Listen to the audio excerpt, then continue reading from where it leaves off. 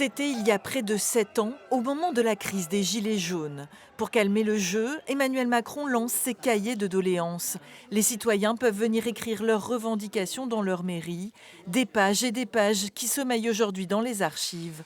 Ici, à Marcq-en-Barœul, la mairie a choisi d'en conserver une copie. Il nous semblait important de pouvoir se rendre compte effectivement de l'opinion de certains Marquois en 2018-2019. Ce chercheur a eu le droit d'y avoir accès.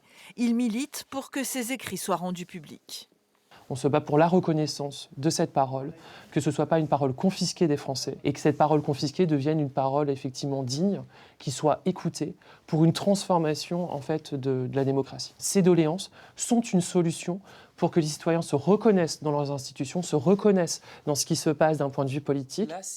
Dans ces écrits, on lit des demandes précises et on sent une certaine colère. Non-cumul des mandats, inéligibilité à vie des élus condamnés, suppression du Sénat. Ce qui se retrouve beaucoup, c'est la question des retraites, la question de la justice fiscale. Beaucoup de personnes écrivent par exemple pour leurs enfants ou leurs petits-enfants en disant que la vie qu'ils ont eue, leurs enfants et leurs petits-enfants ne pourront plus l'avoir, qu'ils n'auront plus la capacité de pouvoir vivre correctement et dignement dans le pays et qu'il y a en fin de compte des personnes qui ont des privilèges que les citoyens n'ont pas.